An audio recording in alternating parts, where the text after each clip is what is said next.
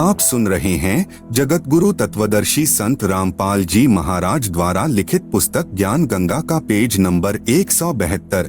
Sharon यानी तत्वदृष्टा संत अपने ज्ञान से दैदीप्यमान उतंग ऊंचा स्वरूप अर्थात सर्वश्रेष्ठ शास्त्रानुकूल भक्ति विधान फिर से बिना शर्त उजागर करवाएगा और मानवीय संस्कृति अर्थात मानव धर्म के लक्षण निर्धोक यानी निष्कपट भाव से संवारेगा। मधल्या कालात हिंदू धर्माचे व हिंदूच्या आदर्शवत झालेल यह मराठी भाषा में पृष्ठ 42 पर लिखा है कि उपरोक्त भावार्थ है कि पिछली पीढ़ी का उद्धार शायरन करेगा। यह उल्लेख पृष्ठ 42 की हिंदी लिखना रह गया था, इसलिए यहाँ लिख दिया है तथा स्पष्टीकरण भी दिया है। यही प्रमाण स्वयं पूर्ण परमात्मा कबीर जी ने कहा है कि धर्मदास तोहे लाख दुहाई, सार ज्ञान व सार शब्द कहीं बाहर न जाई। सार नाम बाहर जो पर ही, बिचली पीढ़ी हंस नहीं तरही। सार ज्ञान तब तक छुपाई, जब तक द्वादश पंथ न मिट जाई। जैसे ईस्वी संवत यानी सन 1947 में भारतवर्ष अंग्रेजों से मुक्त हुआ, उससे पहले हिंदुस्तान में शिक्षा नहीं थी। सन 1951 में संत रामपाल जी महाराज को परमेश्वर जी ने पृथ्वी पर भेजा। सन 1947 से पहले कलियुग की प्रथम पीढ़ी जाने तथा 1947 से पिछली पीढ़ी प्रारंभ हुई है। यह 1000 वर्ष तक सत्य भक्ति करेगी। इस दौरान जो पूर्ण निश्चय के साथ भक्ति करेगा वह सतलोक चला जाएगा। जो सतलोक नहीं जा सके तथा कभी भक्ति की, कभी छोड़ दी, परंतु गुरुद्रोही नहीं हुए, वे फिर हजारों मनुष्य जन्म इसी कलियुग में प्राप्त करेंगे, क्योंकि यह उनकी शास्त्र विधि अनुसार साधना का परिणाम होगा। इस प्रकार कई हजारों वर्षों तक कलियुग का समय वर्तमान से भी अच्छा चलेगा। फिर अंत की पीढ़ी भक्ति रहित उत्पन्न होगी, क्योंकि शुभ कमाई जो भक्ति युग में की है वह बार बार जन्म प्राप्त करके खर्च यानी समाप्त कर दी होगी। इस प्रकार कलियुग के अंत की पीढ़ी कृतघ्नी होगी, वे भक्ति नहीं कर सकेंगी। इसलिए कहा है कि अब कलियुग की बिचली पीढ़ी चल रही है। 1947 से सन 2006 से वह शायरन सर्व के समक्ष प्रकट हो चुका है। वह है संत रामपाल जी महाराज। उपरोक्त ज्ञान जो बिचली पीढ़ी व प्रथम तथा अंतिम पीढ़ी वाला संत रामपाल जी महाराज अपने प्रवचनों में वर्षों से बताते आ रहे हैं, जो अब नास्त्रेदमस जी की भविष्यवाणी ने भी स्पष्ट कर दिया। इसलिए संत गरीबदास जी महाराज ने कहा है कि कबीर परमेश्वर की भक्ति पूर्ण संत से उपदेश लेकर करो, नहीं तो यह अवसर फिर हाथ नहीं आएगा। गरीब समझा है तो सिर धर पाव, बहुर नहीं रे ऐसा दाव। भावार्थ है कि यदि आप तत्व ज्ञान को समझ गए हैं तो सिर पर पैर रख अर्थात अतिशीघ्रता से तत्वदर्शी संत रामपाल जी महाराज से उपदेश लेकर अपना कल्याण करवाओ। यह सुअवसर फिर प्राप्त नहीं होगा। जैसे यह बिचली पीढ़ी यानी मध्यकाल वाला समय और आपका मानव शरीर तथा तत्वदृष्टा संत प्रकट है। यदि अब भी भक्ति मार्ग पर नहीं लगोगे तो उसके विषय में कहा है कि यह संसार समझदा नाही, कहंदा श्याम दोपहरेनु। गरीबदास यह वक्त जात है, रोवोगे इस पहरेनु। आप सुन रहे हैं जगत गुरु तत्वदर्शी संत रामपाल जी महाराज द्वारा लिखित पुस्तक ज्ञान गंगा का पेज नंबर 173। भावार्थ है कि संत गरीबदास जी महाराज कह रहे हैं कि यह भोला संसार शास्त्र विधि रहित साधना कर रहा है, जो अति दुखदायी है, इसी को सुखदायी कह रहा है। जैसे जून मास दोपहर यानी दिन के 12 बजे में धूप में खड़ा खड़ा जल रहा है, उसी को शाम बता रहा है। जैसे कोई शराबी व्यक्ति शराब पीकर सड़क पर पड़ा है और उससे कोई कहे कि आप दोपहर की धूप में क्यों जल रहे हो, छाया में चलो, वह शराब के नशे में कहता है कि नहीं शाम है, कौन कहता है कि दोपहर है। इसी प्रकार जो साधक शास्त्र विधि त्याग कर मनमाना आचरण कर रहे हैं, वे अपना जीवन नष्ट कर रहे हैं। उसे त्यागना नहीं चाहते, अपितु उसी को सर्वश्रेष्ठ मानकर काल के लोक की आग में जल रहे हैं। संत गरीबदास जी महाराज कह रहे हैं कि इतने प्रमाण मिलने के पश्चात भी सत्साधना पूर्ण संत के बताए अनुसार नहीं करोगे तो यह अनमोल मानव शरीर तथा बिचली पीढ़ी का भक्ति युग हाथ से निकल जाएगा। फिर इस समय को याद करके रोवोगे, बहुत पश्चाताप करोगे, फिर कुछ नहीं बनेगा। परमेश्वर कबीर जी बंदी छोड़ने कहा है कि 5-6 दिन पाछे गए, सतगुरु से किया ना हेत, अब पछतावा क्या करे जब चिड़िया चुग गई खेत। सर्व मानव समाज से प्रार्थना करते हैं कि पूर्ण संत रामपाल जी महाराज को पहचानो तथा अपना व अपने परिवार का कल्याण करवाओ। अपने रिश्तेदारों तथा दोस्तों को भी बताओ तथा पूर्ण मोक्ष पाओ। स्वर्ण युग प्रारंभ हो चुका है। लाखों पुण्य आत्माएं संत रामपाल जी तत्वदर्शी संत को पहचान कर सत्य भक्ति कर रहे हैं। वे अति सुखी हो गए हैं। सर्व विकार छोड़कर निर्मल जीवन जी रहे हैं। आप सुन रहे हैं जगत गुरु तत्वदर्शी संत रामपाल जी महाराज द्वारा लिखित पुस्तक ज्ञान गंगा का पेज नंबर 174 से 189 तक महाराष्ट्र के ज्योतिष शास्त्री का मराठी भाषा में नास्त्रेदमस की भविष्यवाणियों के अनुवाद की फोटो कॉपियाँ, जिसे आप पुस्तक में देख सकते हैं। आप सुन रहे हैं जगत गुरु तत्वदर्शी संत रामपाल जी महाराज द्वारा लिखित पुस्तक ज्ञान गंगा का पेज नंबर 190। यथार्थ ज्ञान प्रकाश विषय। परमेश्वर के विषय में शास्त्र क्या बताते हैं? प्रभु, स्वामी, ईश, राम, खुदा, अल्लाह, रब, मालिक, साहेब, देव, भगवान, गॉड। यह सर्व शक्ति बोधक शब्द हैं जो भिन्न भिन्न भाषाओं में उच्चारण किए व लिखे जाते हैं। प्रभु की महिमा से प्रत्येक प्राणी प्रभावित है कि कोई शक्ति है जो परम सुखदायक व कष्ट निवारक है। वह कौन है, कैसा है, कहाँ है, कैसे मिलता है? यह प्रश्नवाचक चिन्ह अभी तक पूर्ण रूप से नहीं हट पाया। यह शंका इस पुस्तक से पूर्ण रूप से समाप्त हो जाएगी। जो शक्ति अंधे को आंखें प्रदान करे, गूंगे को आवाज, बहरे को कानों से श्रवण करवा दे, बाज को पुत्र दे, निर्धन को धनवान बना दे, रोगी को स्वस्थ करे, जिसके यदि दर्शन हो जाएं तो अति आनंद हो, जो सर्व ब्रह्मांडों का रचनहार, पूर्ण शांतिदायक जगत गुरु तथा सर्वज्ञ है, जिसकी आज्ञा बिना पत्ता भी नहीं हिल सकता, अर्थात सर्वशक्तिमान, जिसके सामने कुछ भी असंभव नहीं है। ऐसे गुण जिसमें है वह वास्तव में प्रभु यानी स्वामी, ईश, राम, भगवान, खुदा, अल्लाह, रहीम, मालिक, रब, गॉड कहलाता है। यहाँ पर एक बात विशेष विचारणीय है कि किसी भी शक्ति का ज्ञान किसी शास्त्र से ही होता है। उसी शास्त्र के आधार पर गुरुजन अपने अनुयायियों को मार्गदर्शन करते हैं। वह शास्त्र यानी धार्मिक पुस्तकें हैं चारों वेद यानी ऋग्वेद, सामवेद, यजुर्वेद, अथर्ववेद, श्रीमद्भागवत गीता, श्रीमद्भागवत सुधा सागर, 18 पुराण, महाभारत, बाइबल, कुरान आदि प्रमाणित पवित्र शास्त्र हैं। चारों वेद स्वयं पूर्ण परमात्मा के आदेश से ज्योति निरंजन यानी काल ने समुद्र के अंदर अपने श्वासों के द्वारा गुप्त छिपा दिया तथा प्रथम बार सागर मंथन के समय यह चारों वेद श्री ब्रह्मा जी को प्राप्त हुए।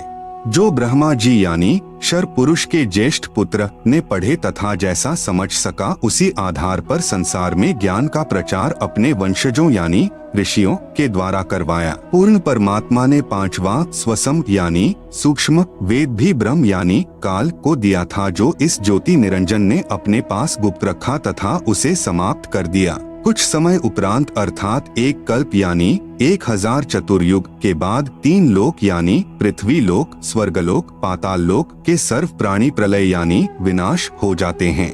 फिर ज्योति निरंजन यानी काल के निर्देश से ब्रह्मा अपनी रात्रि समाप्त होने पर ब्रह्मा की रात्रि 1000 चतुर्युग की होती है तथा इतना ही दिन जब दिन प्रारंभ होता है रजोगुण से प्रभावित करके प्राणियों की उत्पत्ति तीनों लोकों में शुरू करता है। तब सतयुग की शुरुआत में वही चारों वेद काल यानी ब्रह्म स्वयं ब्रह्मा को फिर प्रदान करता है तथा फिर प्राकृतिक उथल पुथल के कारण चारों पवित्र वेदों का ज्ञान समाप्त हो जाता है। उसके पश्चात फिर समय अनुसार अन्य ऋषियों में प्रवेश करके दोबारा लिखवाता है। आप सुन रहे हैं जगत गुरु तत्वदर्शी संत रामपाल जी महाराज द्वारा लिखित पुस्तक ज्ञान गंगा का पेज नंबर 191। फिर भी समय अनुसार प्राकृतिक उथल पुथल के बाद स्वार्थी लोगों के द्वारा वेदों में बदलाव करके वास्तविक ज्ञान संसार से लुप्त कर दिया जाता है।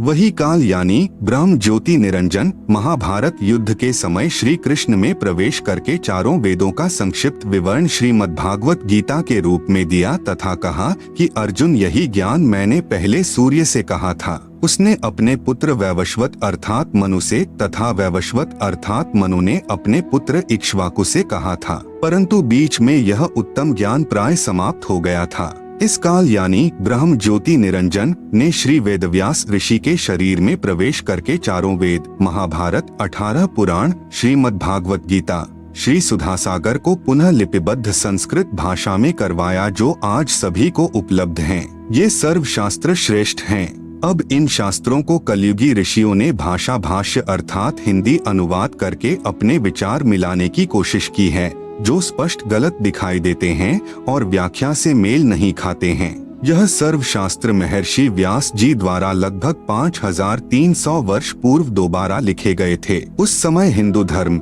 ईसाई धर्म, मुसलमान धर्म व सिख धर्म आदि कुछ भी नहीं थे। एक वेदों के मानने वाले आर्य ही हुआ करते थे। कर्म आधार पर जाति होती थी तथा केवल 4 वर्ण यानी क्षत्रिय, वैश्य, ब्राह्मण तथा शूद्र ही थे। इससे एक तो यह प्रमाणित हो जाता है कि यह सर्व शास्त्र किसी धर्म या व्यक्ति विशेष के लिए नहीं है, यह केवल मानव मात्र के कल्याण हेतु हैं। दूसरे यह प्रमाणित होता है कि हमारे पूर्वज एक थे, जिनके संस्कार आपस में मिले जुले हैं। सर्वप्रथम पवित्र शास्त्र गीता जी पर विचार करते हैं। पवित्र गीता जी का ज्ञान किसने कहा? पवित्र गीता जी के ज्ञान को उस समय बोला गया था जब महाभारत का युद्ध होने जा रहा था। अर्जुन ने युद्ध करने से इनकार कर दिया था। युद्ध क्यों हो रहा था? इस युद्ध को धर्म युद्ध की संज्ञा भी नहीं दी जा सकती, क्योंकि 2 परिवारों का संपत्ति वितरण का विषय था। कौरवों तथा पांडवों का संपत्ति बंटवारा नहीं हो रहा था। कौरवों ने पांडवों को आधा राज्य भी देने से मना कर दिया था। दोनों पक्षों का बीच बचाव करने के लिए प्रभु श्री कृष्ण जी 3 बार शांति दूत बनकर गए, परंतु दोनों ही पक्ष अपनी अपनी जिद पर अटल थे। श्री कृष्ण जी ने युद्ध से होने वाली हानि से भी परिचित कराते हुए कहा कि न जाने कितनी बहन विधवा होंगी, न जाने कितने बच्चे अनाथ होंगे, महापाप के अतिरिक्त कुछ नहीं मिलेगा। युद्ध में न जाने कौन मरे कौन बचे। तीसरी बार जब श्री कृष्ण जी समझौता करवाने गए तो दोनों पक्षों ने अपने अपने पक्ष वाले राजाओं की सेना सहित सूची पत्र दिखाया तथा कहा कि इतने राजा हमारे पक्ष में हैं तथा इतने हमारे पक्ष में। जब श्री कृष्ण जी ने देखा कि दोनों ही पक्ष टस से मस नहीं हो रहे हैं, युद्ध के लिए तैयार हो चुके हैं। आप सुन रहे हैं जगत गुरु तत्वदर्शी संत रामपाल जी महाराज द्वारा लिखित पुस्तक ज्ञान गंगा का पेज नंबर 192। तब श्री कृष्ण जी ने सोचा कि एक दाव और है, वह भी आज लगा देता हूँ। श्री कृष्ण जी ने सोचा कि कहीं पांडव मेरे संबंधी होने के कारण अपनी जिद इसलिए न छोड़ रहे हों कि श्री कृष्ण हमारे साथ हैं, विजय हमारी ही होगी, क्योंकि श्री कृष्ण जी की बहन सुभद्रा जी का विवाह श्री अर्जुन जी से हुआ था। श्री कृष्ण जी ने कहा कि एक तरफ मेरी सर्व सेना होगी और दूसरी तरफ मैं होऊंगा, और इसके साथ साथ मैं वचनबद्ध भी होता हूँ कि मैं हथियार भी नहीं उठाऊंगा। इस घोषणा से पांडवों के पैरों के नीचे की जमीन खिसक गई। उनको लगा कि अब हमारी पराजय निश्चित है। यह विचार कर 5 पांडव यह कहकर सभा से बाहर गए कि हम कुछ विचार कर लें। कुछ समय उपरांत श्री कृष्ण जी को सभा से बाहर आने की प्रार्थना की। श्री कृष्ण जी के बाहर आने पर पांडवों ने कहा कि हे भगवान, हमें 5 गांव दिलवा दो। हम युद्ध नहीं चाहते हैं, हमारी इज्जत भी रह जाएगी, और आप चाहते हैं कि युद्ध न हो, यह भी टल जाएगा। पांडवों के इस फैसले से श्री कृष्ण जी बहुत प्रसन्न हुए तथा सोचा कि बुरा समय टल गया। सभा में केवल कौरव तथा उनके समर्थक शेष थे। श्री कृष्ण जी ने कहा, दुर्योधन, युद्ध टल गया है, मेरी भी यह हार्दिक इच्छा थी। आप पांडवों को 5 गांव दे दो। वे कह रहे हैं कि हम युद्ध नहीं चाहते। दुर्योधन ने कहा कि पांडवों के लिए सुई की नोक तुल्य भी जमीन नहीं है। यदि उन्हें चाहिए तो युद्ध के लिए कुरुक्षेत्र के मैदान में आ जाएं। इस बात से श्री कृष्ण जी ने नाराज होकर कहा कि दुर्योधन, तू इंसान नहीं शैतान है।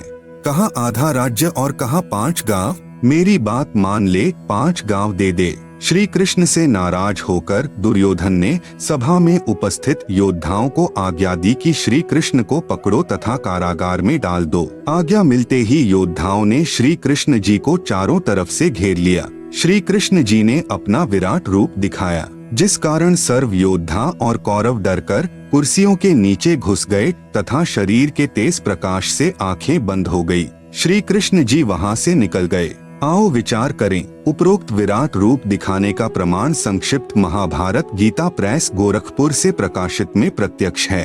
जब कुरुक्षेत्र के मैदान में पवित्र गीता जी का ज्ञान सुनाते समय अध्याय 11 श्लोक 32 में पवित्र गीता बोलने वाला प्रभु कह रहा है कि अर्जुन, मैं बढ़ा हुआ काल हूँ, अब सर्व लोगों को खाने के लिए प्रकट हुआ हूँ।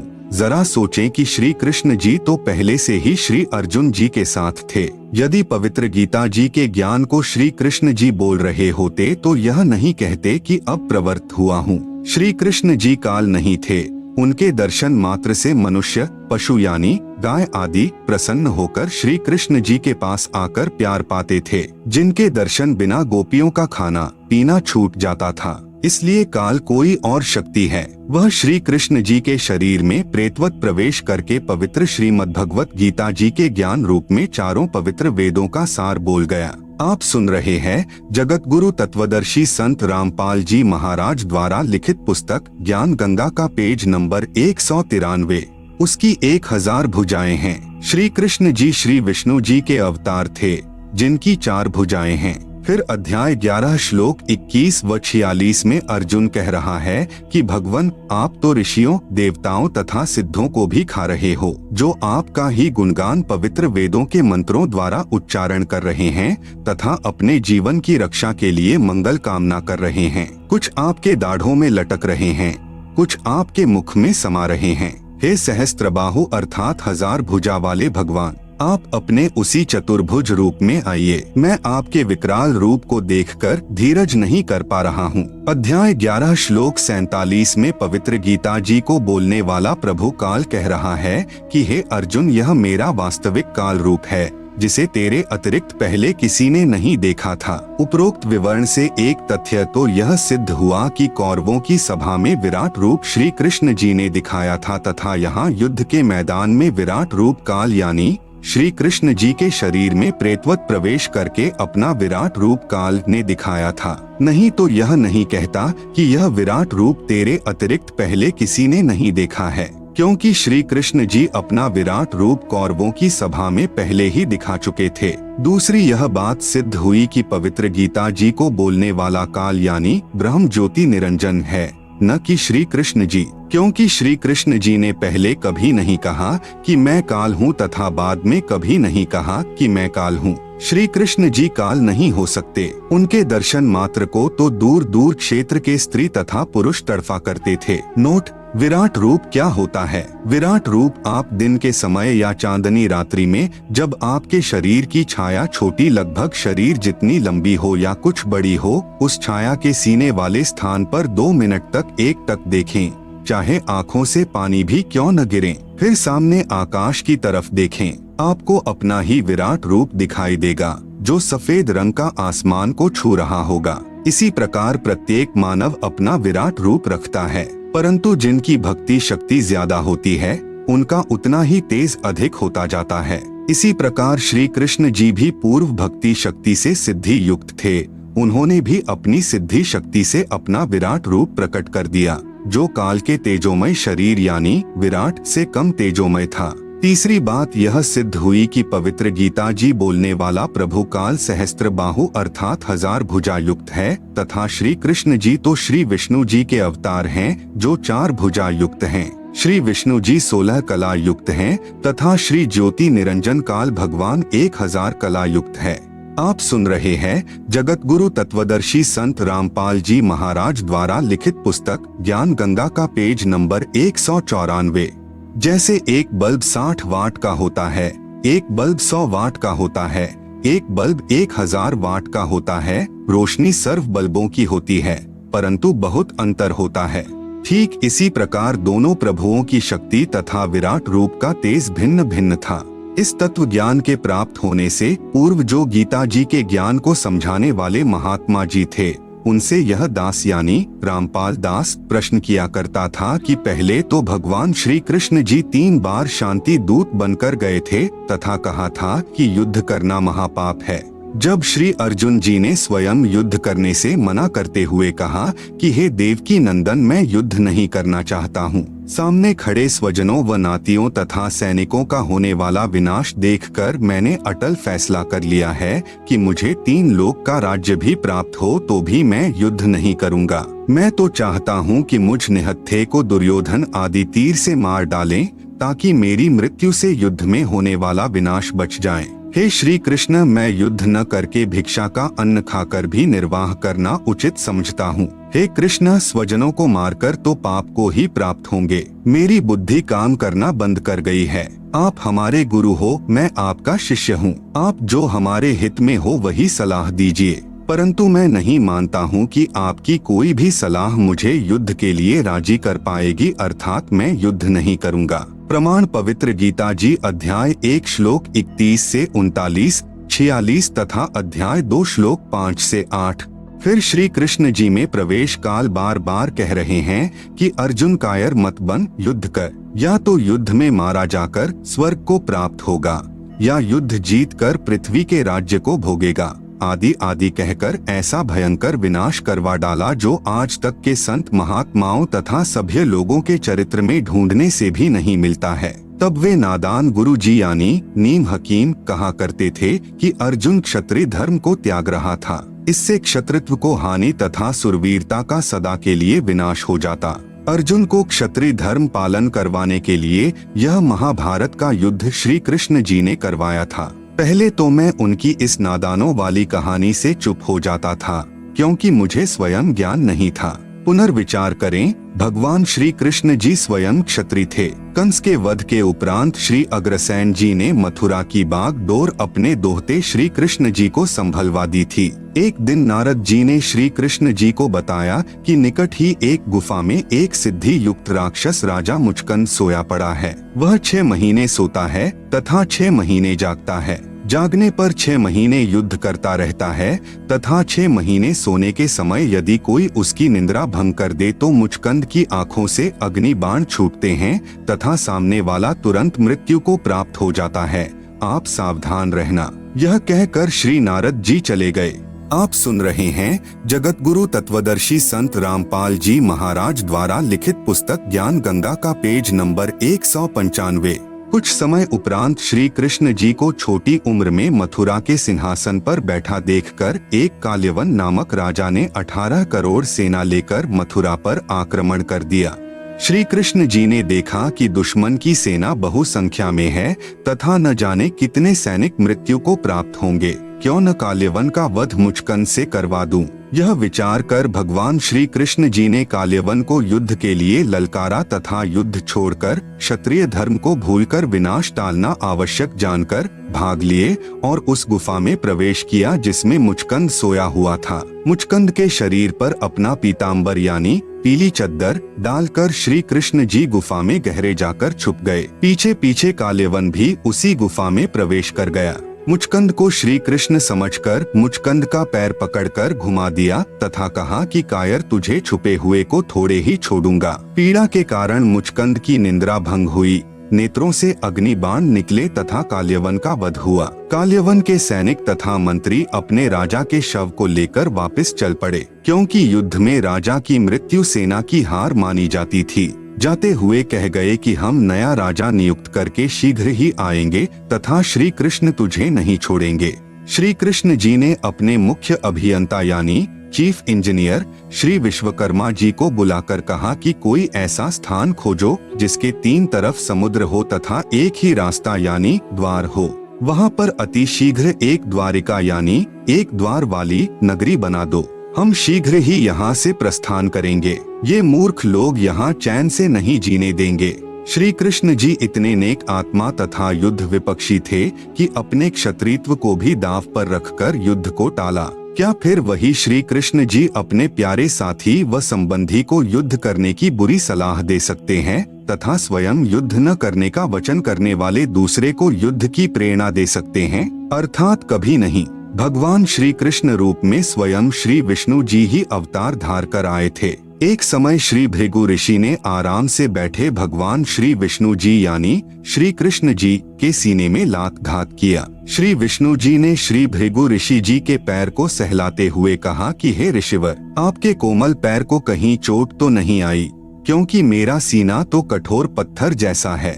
यदि श्री विष्णु जी यानी श्री कृष्ण जी युद्ध प्रिय होते तो सुदर्शन चक्र से श्री भृगु जी के इतने टुकड़े कर सकते थे कि गिनती न होती। वास्तविकता यह है कि काल भगवान जो 21 ब्रह्मांड का प्रभु है, उसने प्रतिज्ञा की है कि मैं अपने शरीर में व्यक्ति यानी मानव सदृश अपने वास्तविक रूप में सबके सामने नहीं आऊंगा। उसी ने सूक्ष्म शरीर बनाकर प्रेत की तरह श्री कृष्ण जी के शरीर में प्रवेश करके पवित्र गीता जी का ज्ञान तो सही यानी वेदों का सार कहा, परंतु युद्ध करवाने के लिए अटकलबाजी में भी कसर नहीं छोड़ी। काल यानी ब्रह्म कौन है, यह जानने के लिए पढ़िए सृष्टि रचना इसी पुस्तक ज्ञान गंगा के पृष्ठ 22 से 74 तक। आप सुन रहे हैं जगत गुरु तत्वदर्शी संत रामपाल जी महाराज द्वारा लिखित पुस्तक ज्ञान गंगा का पेज नंबर 196। जब तक महाभारत का युद्ध समाप्त नहीं हुआ तब तक ज्योति निरंजन यानी काल ब्रह्म क्षर पुरुष श्री कृष्ण जी के शरीर में प्रवेश रहा तथा युधिष्ठिर जी से झूठ बुलवाया कि कह दो कि अश्वत्थामा मर गया।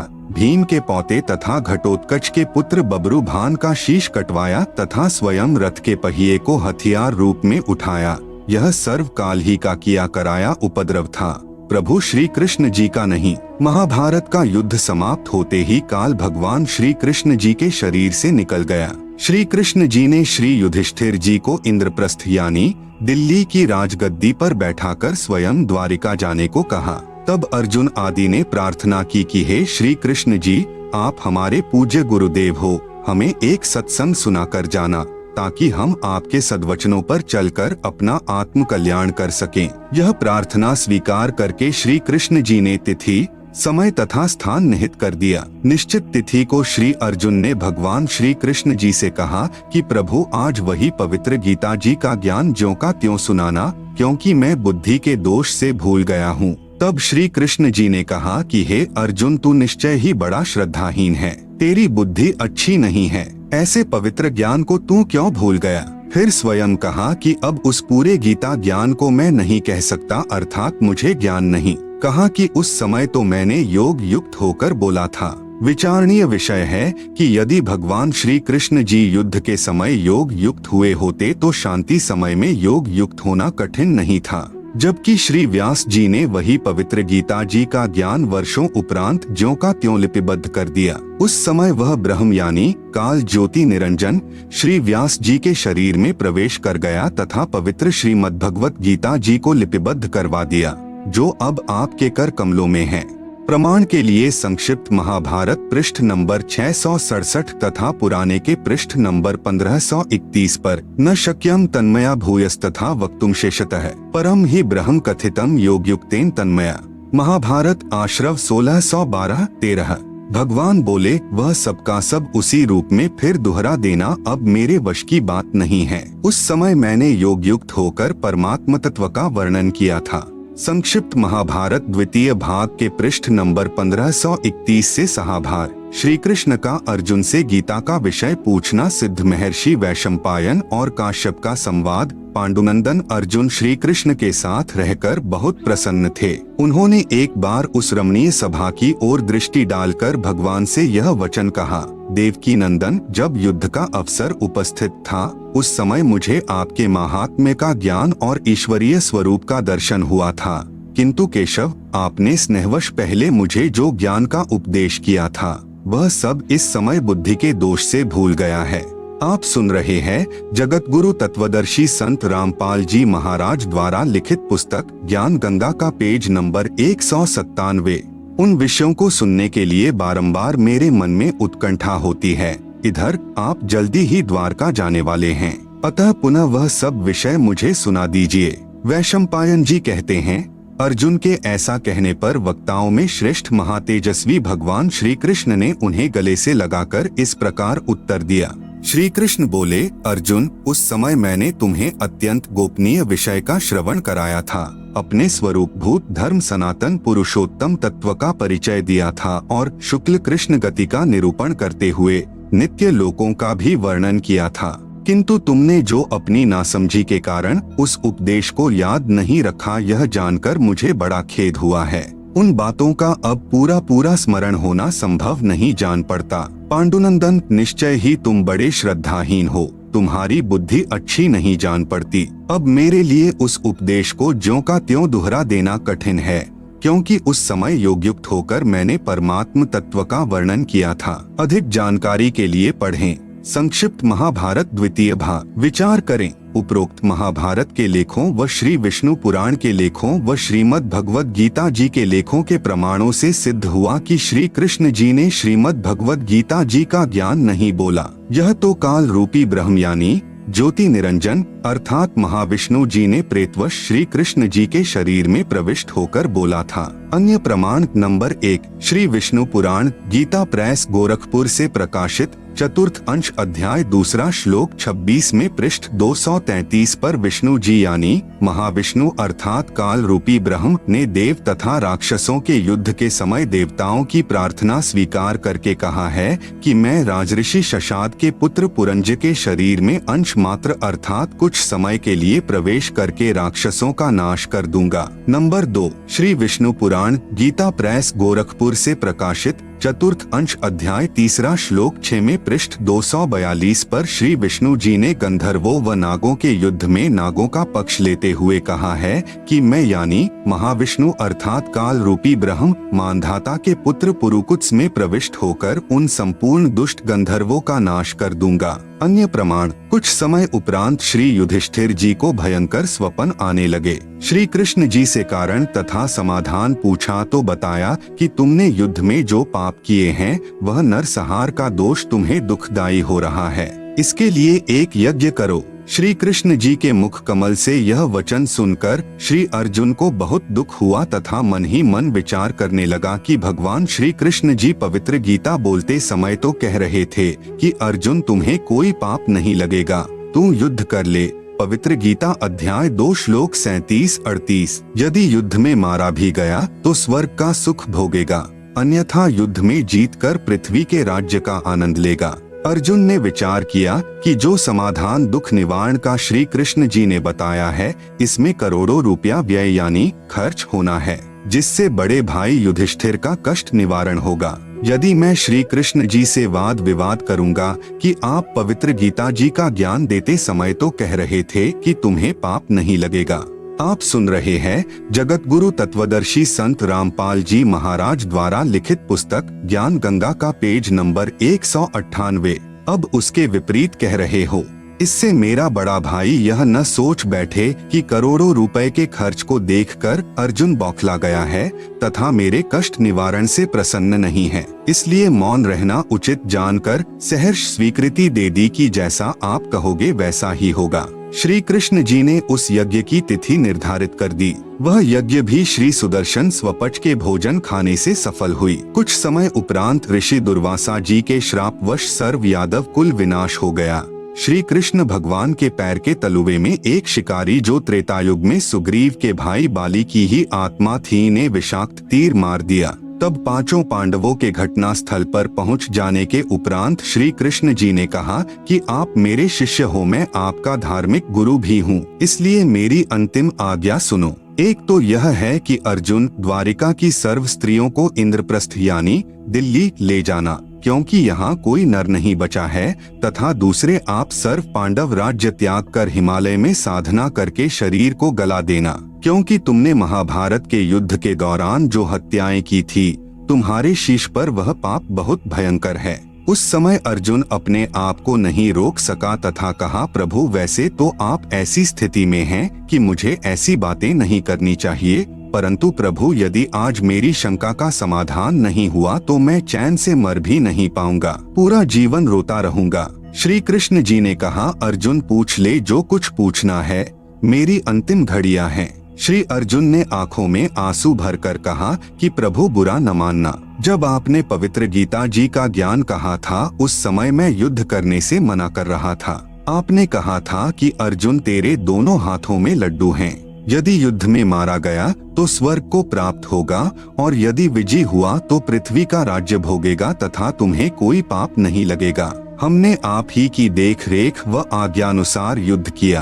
प्रमाण पवित्र गीता अध्याय 2 श्लोक 37-38। हे भगवान, हमारे तो एक हाथ में भी लड्डू नहीं रहा, न तो युद्ध में मरकर स्वर्ग प्राप्ति हुई तथा अब राज्य त्यागने का आदेश आप दे रहे हैं, न ही पृथ्वी के राज्य का आनंद ही भोग पाए। ऐसा छल युक्त व्यवहार करने में आपका क्या स्वार्थ था? अर्जुन के मुख से यह वचन सुनकर युधिष्ठिर जी ने कहा कि अर्जुन, ऐसी स्थिति में जबकि भगवान अंतिम श्वास गिन रहे हैं, आपका शिष्टाचार रहित व्यवहार शोभा नहीं देता। श्री कृष्ण जी ने कहा, अर्जुन, आज मैं अंतिम स्थिति में हूँ, तुम मेरे अत्यंत प्रिय हो। आज वास्तविकता बताता हूँ कि कोई खलनायक जैसी और शक्ति है जो अपने को यंत्र की तरह नचाती रही। मुझे कुछ मालूम नहीं मैंने गीता में क्या बोला था, परंतु अब मैं जो कह रहा हूँ वह तुम्हारे हित में है। श्री कृष्ण जी यह वचन अश्रुयुक्त नेत्रों से कहकर प्राण त्याग गए। उपरोक्त विवरण से सिद्ध हुआ कि पवित्र गीता जी का ज्ञान श्री कृष्ण जी ने नहीं कहा, यह तो ब्रह्म यानी ज्योति निरंजन काल ने बोला है, जो 21 ब्रह्मांड का स्वामी है। काल यानी ब्रह्म कौन है, यह जानने के लिए कृपया पढ़ें इसी पुस्तक में पृष्ठ 22 से 74 तक। आप सुन रहे हैं जगत गुरु तत्वदर्शी संत रामपाल जी महाराज द्वारा लिखित पुस्तक ज्ञान गंगा का पेज नंबर 199। श्री कृष्ण सहित सर्व यादवों का अंतिम संस्कार कर अर्जुन को छोड़कर चारों भाई इंद्रप्रस्थ यानी दिल्ली चले गए। पीछे से अर्जुन द्वारिका की स्त्रियों को लिए आ रहा था। रास्ते में जंगली लोगों ने सर्व गोपियों को लूटा तथा कुछ छेक को भगा ले गए तथा अर्जुन को पकड़कर पीटा। अर्जुन के हाथ में वही गांडीव धनुष था जिससे महाभारत के युद्ध में अनगिनत हत्याएं कर डाली थी, वह भी नहीं चला। तब अर्जुन ने कहा कि यह श्री कृष्ण वास्तव में झूठा तथा कपटी था। जब युद्ध में पाप करवाना था तब तो मुझे शक्ति प्रदान कर दी, एक तीर से सैकड़ों योद्धाओं को मार गिराता था, और आज वह शक्ति छीन ली, खड़ा खड़ा पिट रहा हूँ। इसी विषय में पूर्ण ब्रह्म कबीर साहेब यानी कबीरदेव जी का कहना है कि श्री कृष्ण जी कपटी व झूठे नहीं थे। यह सर्व जुल्म काल यानी ज्योति निरंजन कर रहा है। जब तक यह आत्मा कबीर परमेश्वर यानी सत्पुरुष की शरण में पूरे संत यानी तत्वदर्शी के माध्यम से नहीं आ जाएगी, तब तक काल इसी तरह कष्ट पर कष्ट देता रहेगा। पूर्ण जानकारी तत्व ज्ञान से होती है। इसीलिए काल कौन है, यह जानने के लिए कृपया पढ़ें इसी पुस्तक में पृष्ठ 22 से 74 तक। विशेष विचार। उपरोक्त प्रमाणों से सिद्ध हुआ कि श्रीमद् भगवत गीता का ज्ञान श्री कृष्ण ने नहीं बोला, यह तो श्री कृष्ण जी के शरीर में प्रेतवत प्रवेश होकर ब्रह्म यानी काल अर्थात ज्योति निरंजन ने बोला था। श्रीमद् भगवत गीता सार। परमेश्वर की खोज में आत्मा युगों से लगी है। जैसे प्यासे को जल की चाह होती है, जीवात्मा परमात्मा से बिछुड़ने के पश्चात महाकष्ट झेल रही है। जो सुख पूर्ण ब्रह्म यानी सत्पुरुष के सतलोक यानी रिद्धाम में था, वह सुख यहाँ काल यानी ब्रह्म प्रभु के लोक में नहीं है।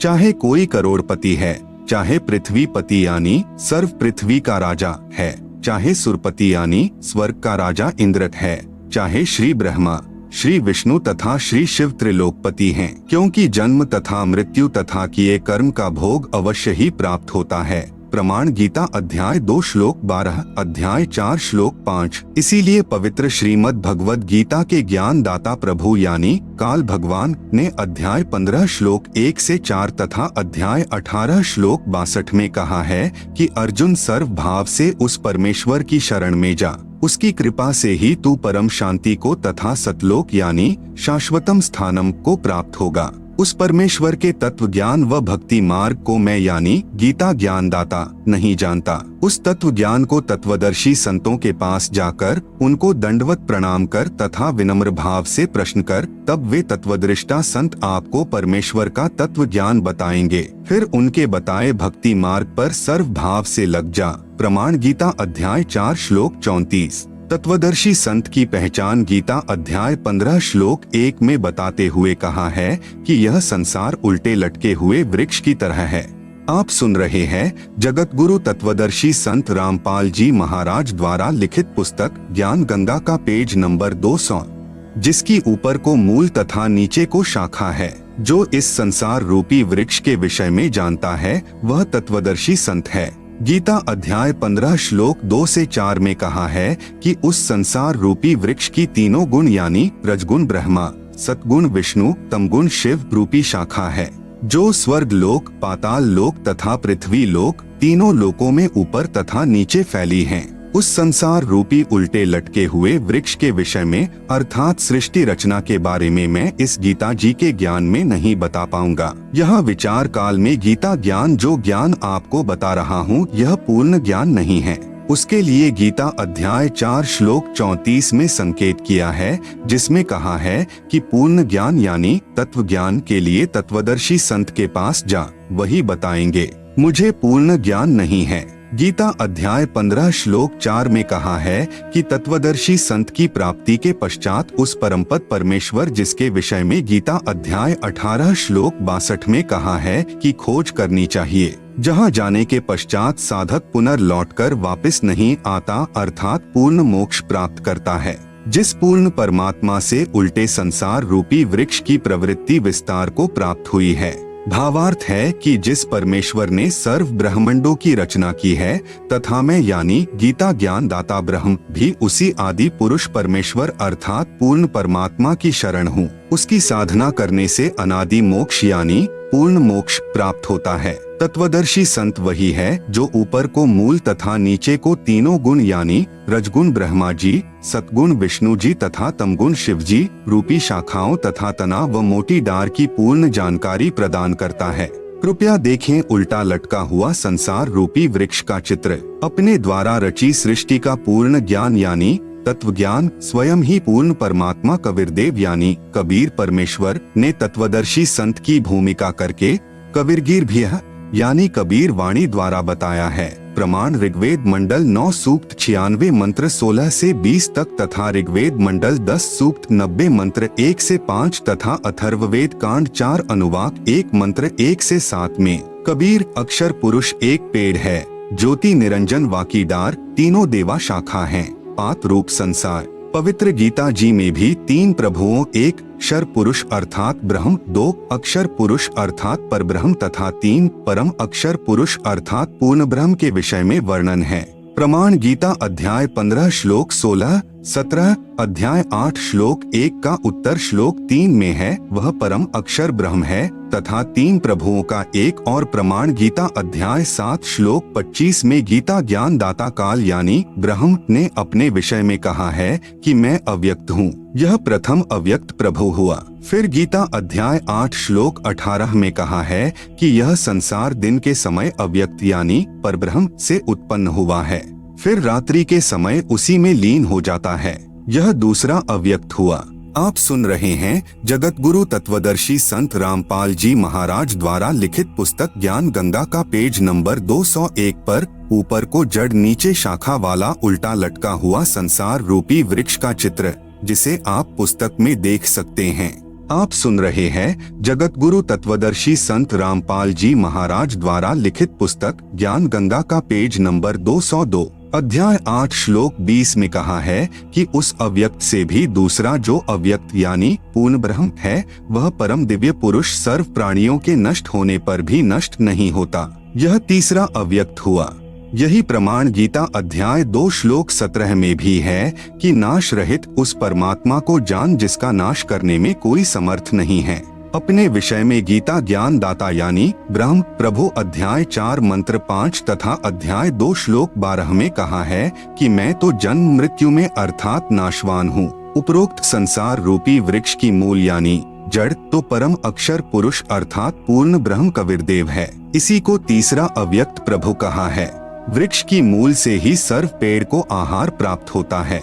इसीलिए गीता अध्याय 15 श्लोक 17 में कहा है कि वास्तव में परमात्मा तो क्षर पुरुष अर्थात ब्रह्म तथा अक्षर पुरुष अर्थात परब्रह्म से भी अन्य ही है। जो तीनों लोकों में प्रवेश करके सबका धारण पोषण करता है, वही वास्तव में अविनाशी है। नंबर 1 क्षर का अर्थ है नाशवान, क्योंकि ब्रह्म अर्थात गीता ज्ञान दाता ने तो स्वयं कहा है कि अर्जुन तू तथा मैं तो जन्म मृत्यु में हैं। प्रमाण गीता अध्याय 2 श्लोक 12 अध्याय 4 श्लोक 5 में। नंबर 2 अक्षर का अर्थ है अविनाशी। यहाँ परब्रह्म को भी स्थायी अर्थात अविनाशी कहा है, परंतु यह भी वास्तव में अविनाशी नहीं है। यह चिरस्थायी है, जैसे एक मिट्टी का प्याला है जो सफेद रंग का चाय पीने के काम आता है, वह तो गिरते ही टूट जाता है। ऐसी स्थिति ब्रह्म यानी काल अर्थात क्षर पुरुष की जाने। दूसरा प्याला इस्पात यानी स्टील का होता है। यह मिट्टी के प्याले की तुलना में अधिक स्थायी यानी अविनाशी लगता है, परंतु इसको भी जंग लगता है तथा नष्ट हो जाता है, भले ही समय ज्यादा लगे, इसलिए यह भी वास्तव में अविनाशी नहीं है। तीसरा प्याला सोने यानी स्वर्ण का है। स्वर्ण धातु वास्तव में अविनाशी है, जिसका नाश नहीं होता। जैसे परब्रह्म यानी अक्षर पुरुष को अविनाशी भी कहा है तथा वास्तव में अविनाशी तो इन दोनों से अन्य है, इसलिए अक्षर पुरुष को अविनाशी भी नहीं कहा है। कारण 7 रजगुण ब्रह्मा की मृत्यु के पश्चात एक सतगुण विष्णु की मृत्यु होती है। 7 सतगुण विष्णु की मृत्यु के पश्चात एक तमगुण शिव की मृत्यु होती है। जब तमगुण शिव की 70,000 बार मृत्यु हो जाती है, तब एक क्षर पुरुष यानी ब्रह्म की मृत्यु होती है। यह परब्रह्म यानी अक्षर पुरुष का एक युग होता है। ऐसे 1000 युग का परब्रह्म का एक दिन तथा इतनी ही रात्रि होती है। 30 दिन रात का एक महीना, 12 महीनों का एक वर्ष तथा 100 वर्ष की परब्रह्म यानी अक्षर पुरुष की आयु है। तब यह परब्रह्म तथा सर्व ब्रह्मांड जो सतलोक से नीचे के हैं नष्ट हो जाते हैं। कुछ समय उपरांत सर्व नीचे के ब्रह्मांडों यानी ब्रह्म तथा परब्रह्म के लोकों की रचना पूर्ण ब्रह्म अर्थात परम अक्षर पुरुष करता है। इस प्रकार यह तत्व ज्ञान समझना है। परंतु परम अक्षर पुरुष अर्थात पूर्ण ब्रह्म यानी सतपुरुष तथा उसका सतलोक यानी रिद्धाम सहित ऊपर के अलख लोक, अगम लोक तथा अनामी लोक कभी नष्ट नहीं होते। आप सुन रहे हैं जगत गुरु तत्वदर्शी संत रामपाल जी महाराज द्वारा लिखित पुस्तक ज्ञान गंगा का पेज नंबर 203। इसीलिए गीता अध्याय 15 श्लोक 17 में कहा है कि वास्तव में उत्तम प्रभु अर्थात पुरुषोत्तम तो ब्रह्म यानी क्षर पुरुष तथा परब्रह्म यानी अक्षर पुरुष से अन्य ही है। जो पूर्ण ब्रह्म यानी परम अक्षर पुरुष है, वही वास्तव में अविनाशी है। वही सर्व का धारण पोषण करने वाला संसार रूपी वृक्ष की मूल रूपी पूर्ण परमात्मा है। वृक्ष का जो भाग जमीन के तुरंत बाहर नजर आता है वह तना कहलाता है। उसे अक्षर पुरुष यानी परब्रह्म जानो। तने को भी आहार मूल यानी जड़ से प्राप्त होता है। फिर तने से आगे वृक्ष की कई डार होती हैं, उनमें से एक डार ब्रह्म यानी क्षर पुरुष है। इसको भी आहार मूल यानी जड़ अर्थात परम अक्षर पुरुष से ही प्राप्त होता है। उस डार यानी क्षर पुरुष ब्रह्म की मानो 3 गुण यानी रजगुण ब्रह्मा, सतगुण विष्णु तथा तमगुण शिव रूपी शाखाएं हैं। इन्हें भी आहार मूल यानी परम अक्षर पुरुष अर्थात पूर्ण ब्रह्म से ही प्राप्त होता है। इन तीनों शाखाओं से पात रूप में अन्य प्राणी आश्रित हैं। उन्हें भी वास्तव में आहार मूल यानी परम अक्षर पुरुष अर्थात पूर्ण ब्रह्म से ही प्राप्त होता है। इसीलिए सर्व को पूज्य पूर्ण परमात्मा ही सिद्ध हुआ। यह भी नहीं कहा जा सकता कि पत्तों तक आहार पहुंचाने में तना, डार तथा शाखाओं का कोई योगदान नहीं है। इसलिए सर्व आदरणीय हैं, परंतु पूजनीय तो केवल मूल यानी जड़ की होती है। आदर तथा पूजा में अंतर होता है। जैसे पतिव्रता स्त्री सत्कार तो सर्व का करती है, जैसे जेठ का बड़े भाई सम, देवर का छोटे भाई सम, परंतु पूजा अपने पति की ही करती है, अर्थात जो भाव अपने पति में होता है ऐसा अन्य पुरुष में पतिव्रता स्त्री का नहीं हो सकता। दूसरा उदाहरण, एक समय हरियाणा प्रांत में बाढ़ आई थी। उस समय 600 करोड़ का नुकसान हुआ था। उसकी पूर्ति हरियाणा सरकार नहीं कर सकती थी, क्योंकि हरियाणा सरकार का पूरे वर्ष का बजट ही 900 करोड़ रुपए का था। देश के प्रधानमंत्री जी ने वह क्षति पूर्ति की थी। उस 600 करोड़ रुपयों का वितरण हरियाणा सरकार के अधिकारियों तथा कर्मचारियों ने किया था। राहत प्राप्त करता जो अनजान हैं, वे उस वितरणकर्ता को ही राहत कर्ता मान लेते हैं। उन्हीं से भविष्य में भी अन्य राहत की आशा करते रहते हैं। उसी की पूजा यानी रिश्वत आदि देना करते रहते हैं। परंतु जो शिक्षित हैं वे जानते हैं कि इस कर्मचारी का कितना योगदान है। वे आदर तो करते हैं परंतु पूजा यानी रिश्वत आदि देना नहीं करते, न ही अन्य कार्य की सिद्धि की आशा करते। बाढ़ राहत राशि वितरण के पश्चात उसी क्षेत्र में प्रांत के मंत्री जी आए। उन्होंने कहा कि मैंने आपके क्षेत्र में 10 लाख रुपया दिया। उसी गांव की सूची से नाम पढ़कर सुनाए। नंबर 1, राम अवतार को 10,000 रुपए आदि दिया। फिर प्रांत के मुख्यमंत्री जी उसी गांव में आए। उन्होंने भी वही सूची पढ़ी तथा कहा कि मैंने आपके गांव में 10 लाख रुपए दिए। नंबर 1, राम अवतार को 10,000 रुपए आदि दिए। आप सुन रहे हैं जगत गुरु तत्वदर्शी संत रामपाल जी महाराज द्वारा लिखित पुस्तक ज्ञान गंगा का पेज नंबर 204। फिर उसी गांव में देश के प्रधानमंत्री जी आए। उन्होंने भी कहा, मैंने आपके गांव को 10 लाख रुपए दिए तथा वही सूची पढ़कर सुनाई जिसमें लिखा था नंबर 1, रामावतार को 10,000 रुपए दिए। रामावतार कह रहा है कि यह सब झूठ बोल रहे हैं, मुझे तो रुपए पटवारी ने दिए हैं। वह अनजान रामावतार अज्ञानतावश गांव के पटवारी जी की ही पूजा कर अपने अन्य सर्व कार्यों की सिद्धि चाहता है। जो शिक्षित हैं वे जान लेते हैं कि प्रधानमंत्री जी राहत नहीं देते तो मुख्यमंत्री जी, मंत्री जी तथा पटवारी जी कुछ नहीं दे सकते थे। यदि मुख्यमंत्री जी भी अपने राहत कोष से राशि वितरण करते तो 100 रुपए कठिनता से बाढ़ पीड़ितों को दे पाते, जो नाम मात्र होती। इस प्रकार समझदार व्यक्ति जान लेता है कि किसकी कितनी औकात यानी क्षमता है, उसी आधार से उनमें आस्था रहती है।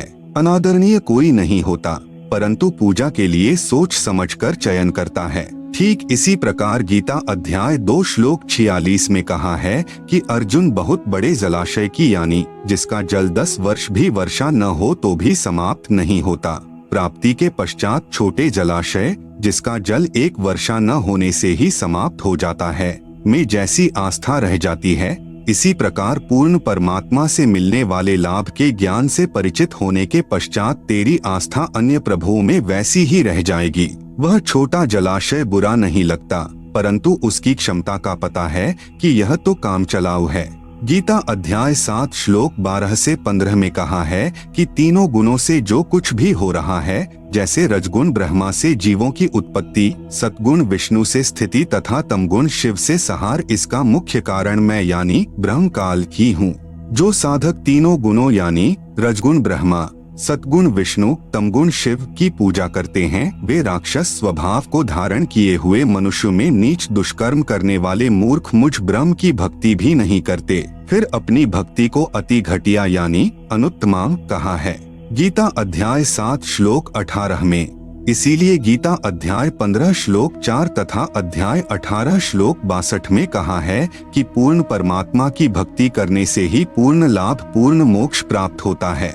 जो शास्त्र विधि अनुसार भक्ति है तथा अन्य प्रभुओं की इष्ट रूप में साधना शास्त्र विधि के विरुद्ध होने से व्यर्थ है। प्रमाण गीता अध्याय 16 श्लोक 23-24 में। जैसे आम का पौधा नर्सरी से लाकर उसके मूल को जमीन में गड्ढा खोद कर दबाएंगे, फिर मूल की सिंचाई यानी पूजा करेंगे तो पौधा बड़ा होगा तथा पेड़ बन जाएगा। फिर शाखाओं को फल लगेंगे। यदि कोई शाखाओं को जमीन में दबाकर मूल ऊपर को करके पौधे की सिंचाई करेगा तो पौधा सूख जाएगा। कृपया देखें सीधा बीजा हुआ व उल्टा बीजा हुआ भक्ति रूपी पौधे का चित्र इसी पुस्तक के पृष्ठ 205-206 पर, जिसे आप पुस्तक में देख सकते हैं। भावार्थ है कि साधक को पूर्ण परमात्मा यानी मूल की साधना यानी पूजा इष्ट रूप में करने से उसका फल तीनों ब्रह्मा, विष्णु, शिव यानी शाखाएं ही प्रदान करेंगे, क्योंकि यह भगवान किए कर्म का फल ज्यों का त्यों ही देते हैं। आप सुन रहे हैं जगत गुरु तत्वदर्शी संत रामपाल जी महाराज द्वारा लिखित पुस्तक ज्ञान गंगा का पेज नंबर 207। यदि आपको किसी कंपनी में नौकरी प्राप्त करनी है तो पूजा कंपनी यानी फैक्ट्री के मालिक की करनी होती है। उसे प्रार्थना पत्र द्वारा याचना करके नौकरी प्राप्त करनी होती है। फिर भी नौकरी यानी पूजा मालिक की ही करता है। जैसे जो कार्य उस नौकर को बताया जाता है वह अपने सेवा काल में करता है। यह पूजा यानी नौकरी मालिक की हुई। नौकरी यानी पूजा का किया मेहनताना उस मालिक के अन्य नौकर यानी कर्मचारी या अधिकारी देता है। जैसे शिफ्ट ऑफिसर उपस्थिति के आधार पर मेहनताना यानी किया कर्म का फल बनाकर खजांची यानी कैशियर के पास भेजता है। वहां से उस नौकर यानी सेवक को सेवा यानी पूजा का फल प्राप्त होता है। शिफ्ट ऑफिसर तथा कैशियर केवल किया कर्म ही देते हैं, उसमें कोई परिवर्तन नहीं कर सकते हैं। न तो 1 रुपया अधिक दे सकते हैं तथा न ही कम कर सकते हैं। यदि वह कंपनी के मालिक का नौकर यानी पुजारी नेक नीति से नौकरी यानी पूजा मालिक की करता है तो मालिक ही उसी सेवा की धनराशि में वृद्धि कर देता है तथा अलग से इनाम रूप में धनराशि अधिक दे देता है। यदि कोई मालिक की नौकरी यानी पूजा त्याग कर अन्य अधिकारियों की नौकरी यानी पूजा करने लग जाए तो उसको मालिक से मिलने वाला धन लाभ बंद हो जाता है, जिस कारण से वह नादान निर्धन हो जाता है। अधिकारी गण उसे उतना मेहनताना नहीं दे सकते। फैक्ट्री मालिक की तुलना में बहुत कम सुविधा मिलने के कारण वह अन्य अधिकारियों का सेवक अर्थात एक मालिक को त्याग कर आन उपासना करने वाला व्यक्ति महादुखी हो जाता है। कृपया इसी प्रकार तत्व ज्ञान के आधार से पवित्र श्रीमद् भगवत गीता जी के ज्ञान को समझें। पूर्ण ब्रह्म कुल मालिक की पूजा त्याग कर अन्य देवताओं की पूजा करने से साधक को पूर्ण लाभ प्राप्त नहीं होता तथा साधक साधना करते करते भी महाकष्ट उठाता रहता है। इसीलिए पवित्र गीता अध्याय 7 श्लोक 12 से 15 तथा 20 से 23 तक तीनों गुणों अर्थात तीनों देवताओं यानी रजगुण ब्रह्मा, सतगुण विष्णु तथा तमगुण शिवजी की पूजा करने वालों को राक्षस स्वभाव को धारण किए हुए मनुष्यों में नीच दुष्कर्म करने वाले मूर्ख कहा है कि वे मेरी यानी ब्रह्मक्षर पुरुष अर्थात फैक्ट्री मालिक के शिफ्ट ऑफिसर की पूजा यानी नौकरी नहीं करते। भावार्थ है कि जो तीनों देवताओं तथा अन्य देवताओं की पूजा करते हैं यानी कैशियर की नौकरी करते हैं, उन्हें मूर्ख तथा राक्षस स्वभाव वाले राक्षस कहा है। जैसे जिस व्यक्ति की आय का साधन कम होता है वह कुछ हेरा फेरी अवश्य करता है, कभी चोरी या मिलावट आदि छल कपट का मार्ग अपनाता है, जिस कारण समाज में हेय हो जाता है तथा दारिद्र हो जाता है। इसी प्रकार तीनों देवताओं यानी श्री ब्रह्मा जी, विष्णु जी तथा शिव जी व अन्य देवताओं की पूजा से पूर्ण लाभ प्राप्त नहीं होता, जिस कारण से साधक झूठ कपट तथा अन्य विकार भी करता रहता है, फिर पाप कर्म का दंड भी भोगना पड़ता है। आप सुन रहे हैं जगत गुरु तत्वदर्शी संत रामपाल जी महाराज द्वारा लिखित पुस्तक ज्ञान गंगा का पेज नंबर 208। इसलिए ब्रह्म अर्थात क्षर पुरुष यानी शिफ्ट ऑफिसर कह रहा है कि ये नादान साधक मेरी पूजा यानी नौकरी भी नहीं करते।